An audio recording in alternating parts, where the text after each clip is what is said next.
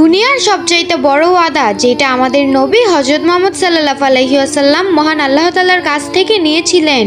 একবার আপনি সাল্লাল্লাহু আলাইহি ওয়াসাল্লাম বিছানায় শুয়েছিলেন, আপনার শারীরিক অবস্থা খুবই খারাপ ছিল। ওই সময় হযরত জিবরাইল আলাইহিস সালাম আসলেন এবং আপনাকে বললেন, হে আল্লাহ তাআলার নবী, মালাকুল মাউত বাইরে দাঁড়িয়ে আছে, আপনার কাছে ভিতরে আসার অনুমতি চাচ্ছে। আপনি বললেন, আসতে দাও, আল্লাহ আমাকে বলেছেন যদি আসতে চায় তাহলে নিয়ে আসবে।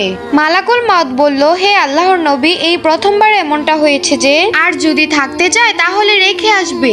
আপনি জিবরাইল আলাইহিস সালামের দিকে তাকালেন। জিবরাইল আলাইহিস সালাম বললেন, আরশে আপনার জন্য সম্পূর্ণ প্রস্তুতি সম্পন্ন করা হয়েছে। আল্লাহ পাক আপনার সাথে সাক্ষাৎ করার জন্য অধিক আগ্রহে রয়েছে। তখন আপনি জিবরাইল আলাইহিস সালামকে বললেন, আগে আল্লাহ তাআলার কাছ থেকে ওয়াদা নিয়ে আসো। তখন জিবরাইল আলাইহিস সালাম গেলেন এবং আল্লাহ তাআলার কাছ থেকে ওয়াদা নিয়ে আসলেন। এরপর তিনি দুনিয়া থেকে বিদায় নিলেন।